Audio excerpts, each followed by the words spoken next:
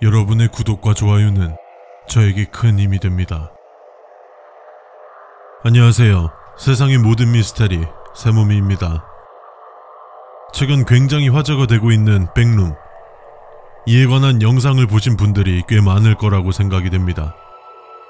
하지만 이곳이 어떤 곳인지, 어떻게 들어갈 수 있는지, 들어가면 어떻게 되는 것인지, 탈출은 할 수 있는지, 오늘 이 백룸에 대해서 자세히 소개해드리도록 하겠습니다.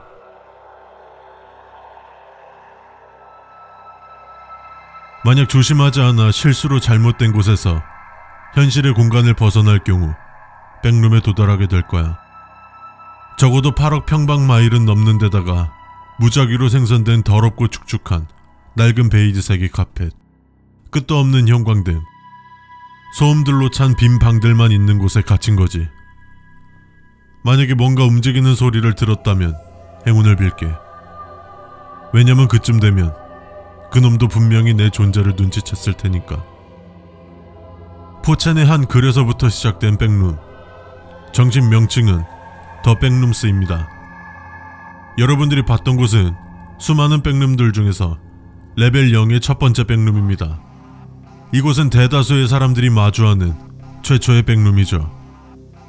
먼저 이곳 크기는 8억 평방마일이라고 했는데, 이해하기 쉽게 설명해드리면 우리가 사는 지구의 표면적이 5억 1006만 5284제곱킬로미터인데 이 백룸은 20억 7199만 265제곱킬로미터입니다. 지구의 약 4배 정도 되는 크기를 가지고 있습니다. 상상도 할 수 없는 어마어마한 크기의 이곳은 노란 벽지와 무언가에 젖어있는 축축한 카펫, 일정하지 않게 배치된 형광등의 특징을 가지고 있는데요. 이 형광등은 불규칙적으로 깜빡이며 일정한 주기로 웅웅거리는 소음이 발생합니다. 우리가 흔히 쓰는 형광등에서도 우리가 인지하지 못할 정도의 작고 낮은 소음이 발생하는데요. 이 소음은 더 크고 신경이 쓰이기 때문에 원인 조사가 이루어졌지만 아직까지 밝혀진 게 없다고 합니다. 또한 카펫을 축축하게 만든 물질에 대해서도 정확한 확인이 어렵다고 하네요. 다만 확실한 것은 물은 아니고 사람이 먹기에도 안전하지 않다고 합니다. 이곳의 공간도 매우 신기합니다. 먼저 일직선으로 쭉 걸어도 원래 있던 곳으로 돌아올 수 있고, 내가 들어갔던 방을 다시 들어갔을 때 다른 방이 나올 수 있습니다.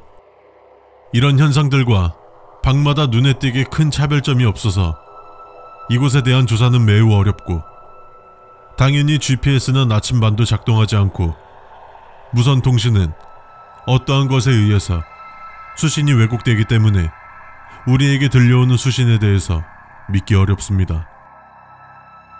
다행이라고 해야 할까요? 레벨 0인 이곳은 다른 생명체, 즉 엔티티와 마주하는 일은 극히 드뭅니다.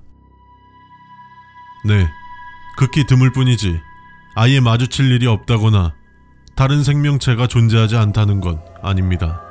그리고 이 레벨 0은 백룸으로 들어가는 출입구이자 가장 첫 번째 단계임에도 불구하고 다른 사람들과의 접촉이 보고된 적은 단 한 건도 없다고 합니다.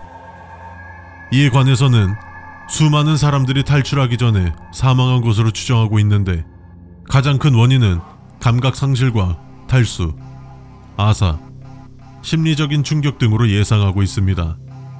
단, 어떤 원인으로든 죽은 시체에 대해서는 보고되지 않았습니다. 여러 명이서 이곳을 들어가려고 한다면 해당 레벨을 탈출할 때까지 함께 동행해야 합니다. 환각이나 환청은 이곳에서 매우 흔한 현상이며, 현상의 내용은 다음과 같습니다. 형광등에서 나오는 웅웅거림이 귀가 터질 정도로 커졌다가 갑자기 조용해진다. 문이 보인다. 계단이 보인다. 극심한 기시감.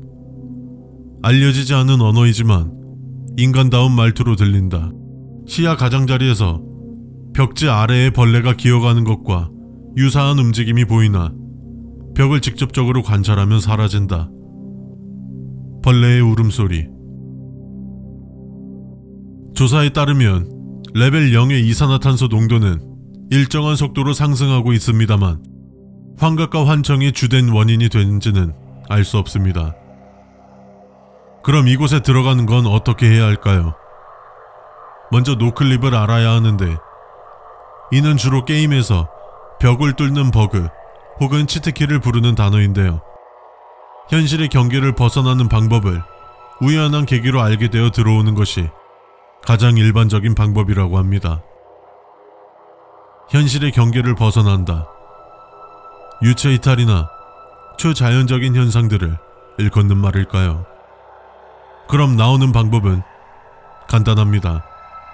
노클립에 의해서 들어왔듯이 노클립에 의해서 나갈 수 있습니다.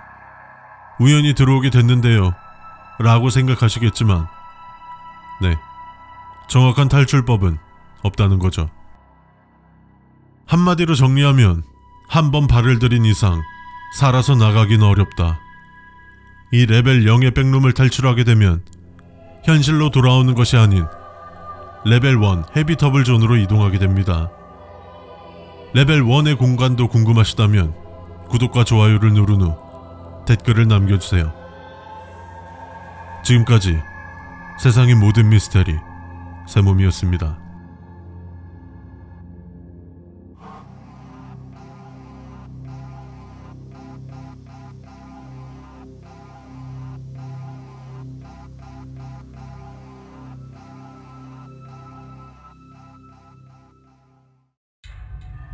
여러분의 구독과 좋아요는 저에게 큰 힘이 됩니다. 안녕하세요. 세상의 모든 미스터리 세모미입니다. 지난 영상을 시작으로 크리피파스타의 한 종류인 백룸을 다루기 시작했는데요. 지난 영상에서는 레벨 0의 백룸의 시작이 되는 곳에 대해서 알아봤습니다. 아직 영상을 못 보신 분들이라면 오른쪽 상단의 카드를 눌러 먼저 시청하고 보시면 더욱 재미있고 몰입감 있게 보실 수 있을 겁니다. 레벨 0을 탈출하게 되면 레벨 1의 백룸으로 이동하게 되는데요. 오늘은 이 레벨 1의 백룸에 대해서 알아보도록 하겠습니다.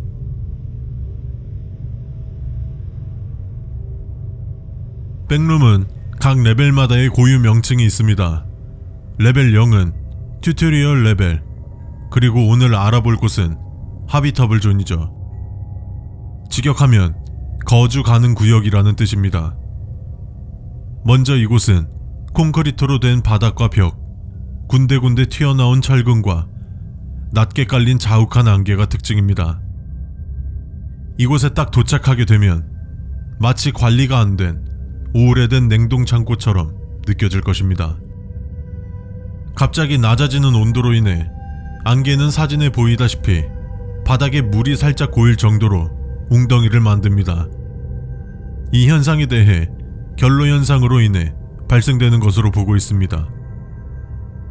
이전에 있던 레벨 0은 정말 아무것도 없는 공간이었다면, 레벨 1은 계단과 엘리베이터, 잠겨져 있는 방 등 굉장히 다양하고 넓은 구조로 되어 있습니다. 이름에서도 거주 가능한 구역이라고 부르듯 물과 전기가 주기적으로 공급되기 때문에 생존 가능성이 크게 올라갑니다.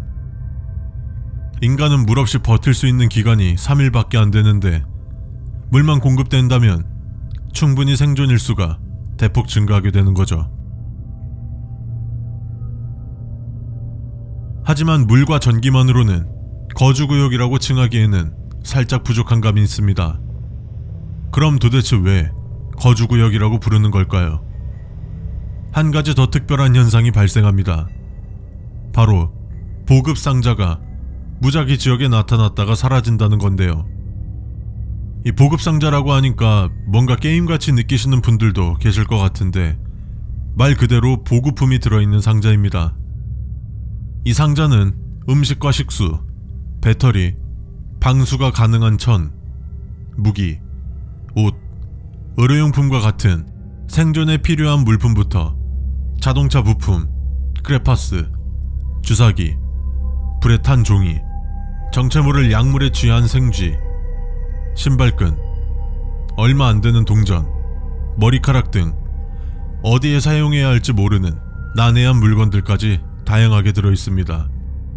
그리고 벽과 바닥에는 누가 그렸는지 언제 그렸는지 알 수 없는 정체불명의 그림이 있는데, 이 그림들은 모습이 바뀌며 우리가 보지 않을 때나 빛이 비추지 않을 때 사라지는 것으로 알려져 있습니다. 이곳의 조명은 자주 깜빡거리며 고장도 자주 일어난다고 합니다. 조명이 깜빡인다면 긴장을 한 상태로 주위를 잘 살펴야 합니다. 조명이 깜빡이다가 고장이 나버려서 어둠이 찾아온다면 우리가 얻은 보급품들이 갑자기 사라져버릴 수도 있고, 백룸 안에 미지의 존재, 엔티티가 나타날 수 있기 때문이죠. 하지만 이곳에서 나타나는 엔티티들은 대개 사람들을 피해 다니기 때문에 위협적이지는 않습니다만 매사에 조심해서 나쁠 건 없죠. 그리고 한 가지 희망적인 사실은 우리가 들고 있는 보급품들은 사라지지 않습니다. 그렇기 때문에 야광 물건이나 후레쉬 같은 물건은 항상 소지하고 있는 게 좋습니다. 왜냐하면 이곳에서 출몰하는 대부분의 엔티티는 빛을 싫어하기 때문이죠. 그리고 이 레벨 1은 허브로 향할 수 있는데요. 이 허브는 가는 방법이 명확히 정해져 있으며 이에 관해서는 다음 영상으로 소개해드리겠습니다. 레벨 1로 들어오는 방법은 레벨 0에서 노클립을 통해 이곳으로 올 수 있지만 이곳은 수많은 입구를 가지고 있습니다. 수많은 레벨에서 올 수 있지만 지금까지 밝혀진 확실한 방법은 레벨 11.1에서 나무 중 하나를 올라서 레벨 92에서 5번째 이벤트가 종료된 후, 그리고 레벨 94에서 왕의 시험을 완료하면 레벨 1로 확정적으로 올 수 있습니다. 그럼 나가는 방법도 있겠죠. 이곳에 있는 복도를 계속 걸어 내려가면 간혹 레벨 2로 이어집니다. 벽에 구멍을 찾아 그곳으로 들어가면 레벨 19로도 갈 수 있죠. 그리고 이곳은 굉장히 흥미로운 곳인데요. MEG라는 무장단체가 존재하는데 이들은 14년 공식적으로 창설되었으며 백룸의 사람들을 엔티티들과 누군가들에게서 보호해주는 단체입니다. 그리고 이들은 BNTG라는 거대한 도시를 이루고 있는 단체와 몇몇 보급기지를 공유하며 서로 우호적인 관계에 있습니다. 이 BNTG는 약 412명의 주민들과 기본적인 사회시설을 보유하고 있습니다. 이렇듯 백룸의 규모는 어마어마하며 우리의 상상을 뛰어넘는 공간입니다. 아마 이를 이해하려고 하면 할수록 우리는 머리가 아파올 거고 결국 허구라고 부정하게 되겠죠. 있는 그대로 보이는 그대로 받아들이면 편합니다. 지금까지 세상의 모든 미스테리 세몸이었습니다.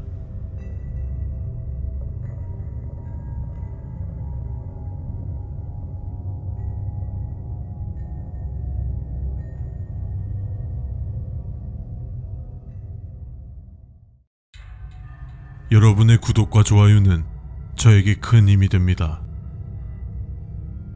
안녕하세요. 세상의 모든 미스테리 세모미입니다.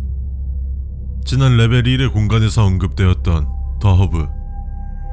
먼저 지난 영상을 못 보신 분들은 오른쪽 상단의 카드를 눌러 레벨 1의 영상을 시청한 후 이 영상을 보신다면 조금 더 재미있게 보실 수 있지만 이 영상을 먼저 시청한 후 보셔도 상관없습니다. 썸네일에서도 나와 있지만 이곳은 어쩌면 백룸에서 가장 안전한 공간인데요. 그럼 과연 이곳은 어떤 곳인지 같이 살펴보도록 하겠습니다.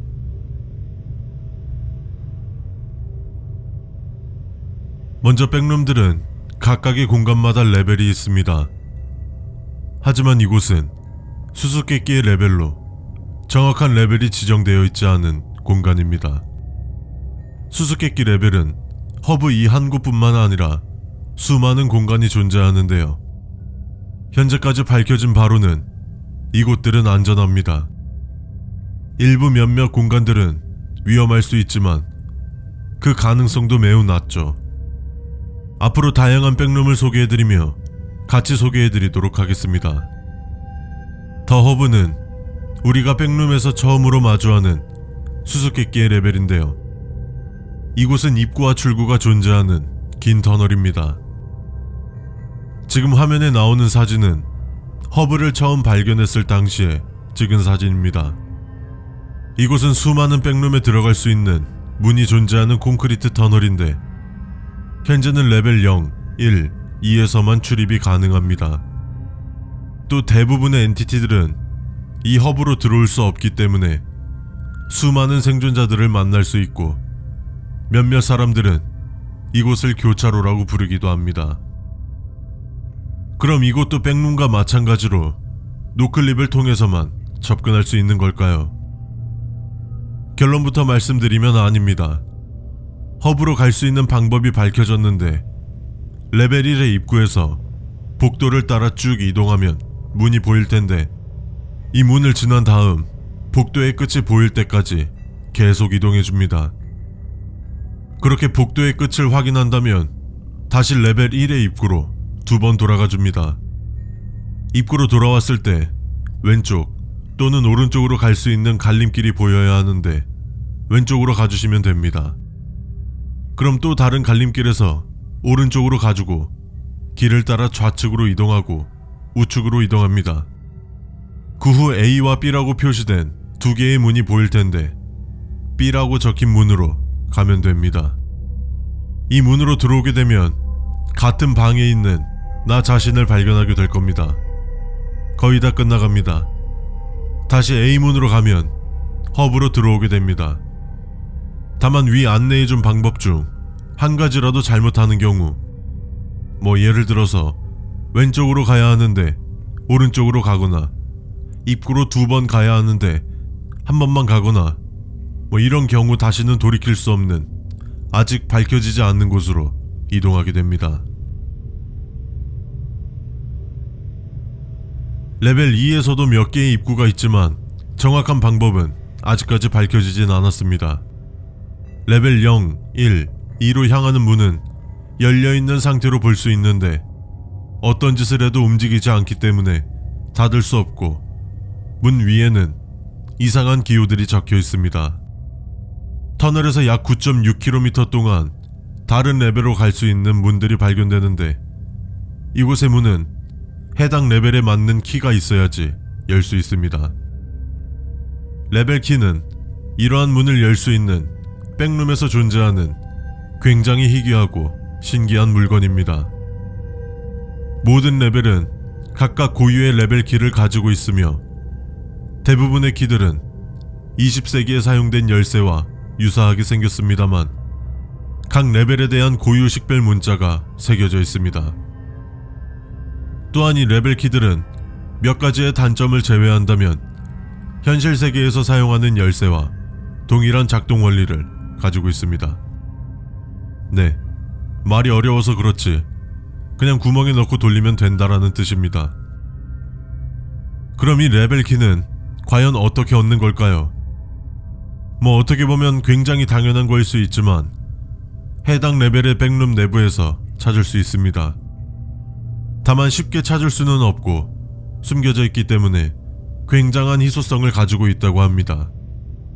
레벨 키에 관해서는 에미주에서 현재도 계속해서 연구를 진행 중에 있으며 이 레벨 키가 한 개뿐인지 여러 개가 존재하는지는 아직 알 수 없습니다.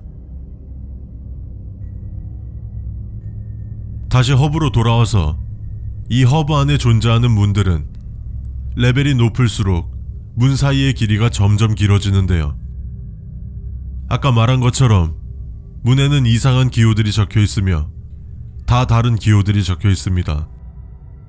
하지만 이렇게 허브가 아무런 리스크 없이 안전한 곳인가? 절대 아니겠죠.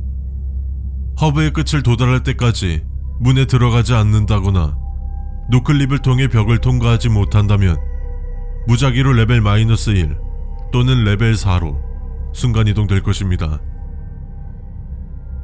이곳에서 창문을 본다면 그닥 좋은 상황은 아닌데요. 지금 화면에 나오는 장소가 창문을 통해 볼 수 있는 장소입니다. 작은 파티룸처럼 보이죠. 달콤한 케이크와 쿠키, 물, 음료수, 기타 등등 정말 맛있는 음식들이 준비되어 있습니다. 잠시 이곳에서 허기진 배를 채우고 갈증을 해소할 수 있는 곳인데 왜 위험한 거죠?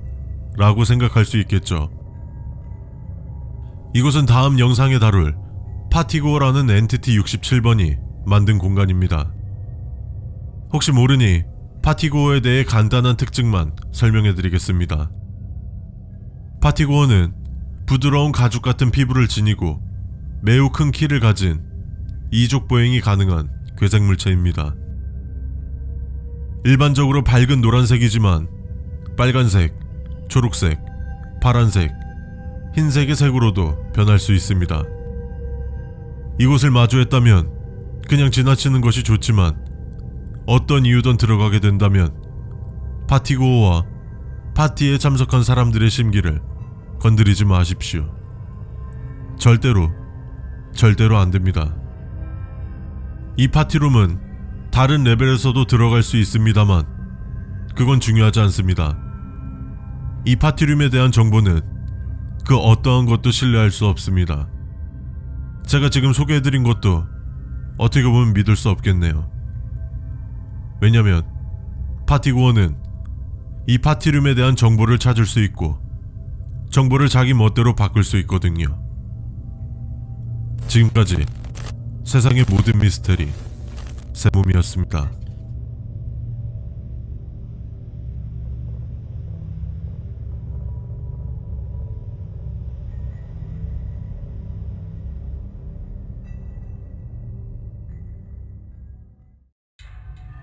여러분의 구독과 좋아요는 저에게 큰 힘이 됩니다. 안녕하세요. 세상의 모든 미스터리 세모미입니다. 지금까지 레벨 0, 1, 그리고 수수께끼의 레벨인 더 허브와 엔티티 67, 파티고어에 대해서 소개해드렸는데요. 어떻게 재미있게 시청하셨나요? 여러분의 의견을 댓글로 남겨주시면 감사하겠습니다. 오늘 소개해드릴 레벨 2는 드디어 본격적으로 엔티티와 만날 수 있는 곳인데요. 여태까지의 레벨과 허브는 튜토리얼 정도, 초보자를 위한 곳이라고도 할 수 있겠습니다. 그럼 어떤 엔티티가 존재하는지, 그리고 이곳은 어떤 곳인지 한번 알아보도록 하겠습니다.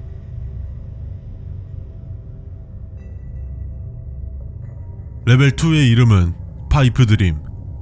오래돼 보이는 칙칙한 회색의 콘크리트 벽으로 이루어진 터널입니다. 벽에는 이름에 걸맞게 수많은 파이프가 자리하고 있으며 간혹 환기를 위한 배관 같은 것들도 있습니다. 이 터널의 길이는 수백만 마일입니다.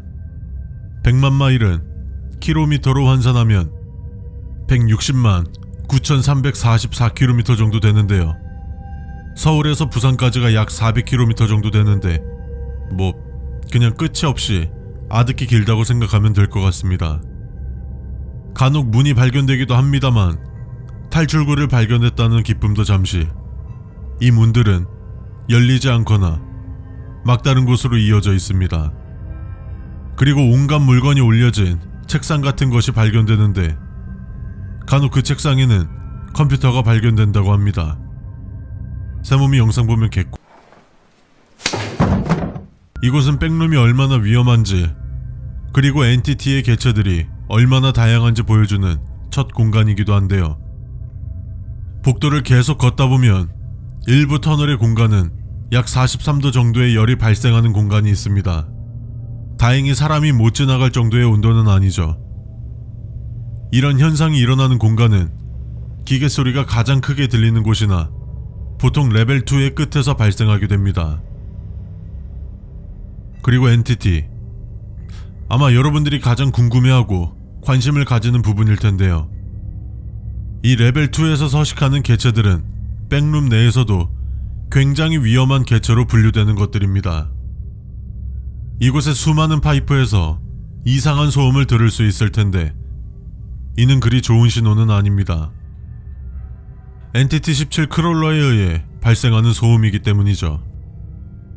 이 크롤러의 흔적은 이곳에 존재하는 화장실에서도 찾아볼 수 있습니다. 그리고 지금부터 집중해주세요. 굉장히 많은 엔티티들이 존재하는데 엔티티 3 스마일러, 엔티티 9 어린 페이슬링, 이 페이슬링은 어른의 얼굴을 한 개체와 아이의 얼굴을 한 개체가 있는데 그중 어린아이의 모습을 한 페이슬링입니다. 엔티티 5 클럼프, 엔티티 8 하운드, 엔티티 4 데스모스, 엔티티 15 레치, 엔티티 11 버스터, 엔티티 10 스킨스틸러, 이렇게 정말 다양한 존재들이 서식하고 있습니다.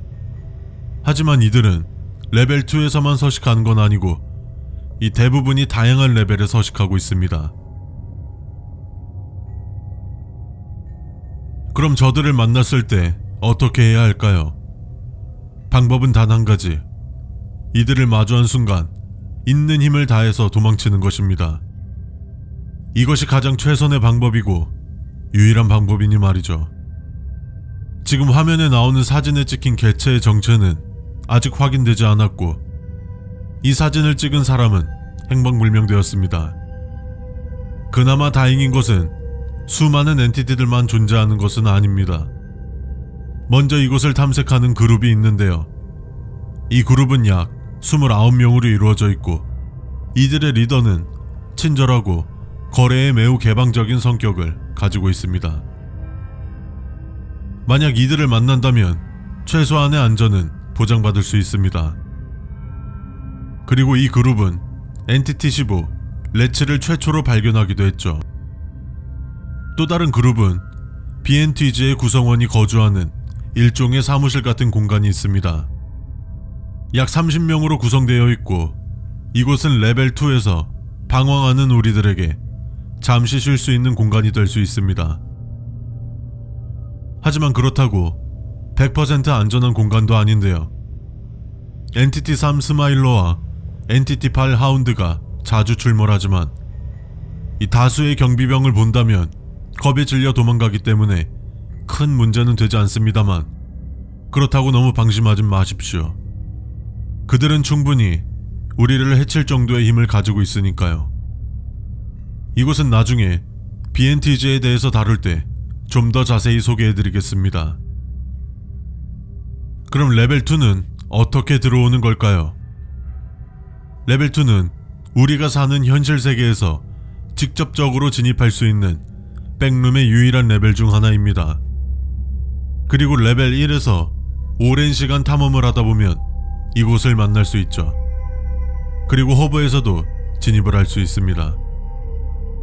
앞서 말했듯이 이곳을 탐험하다 보면 수많은 문들을 만날 수 있고 대부분 잠겨 있거나 막다른 골목으로 이어져 있다고 했습니다만 그중 몇몇의 문들은 레벨 3나 혹은 레벨 4로 이어지기도 하며 정말 드물게 레벨 1로 되돌아갈 수 있습니다.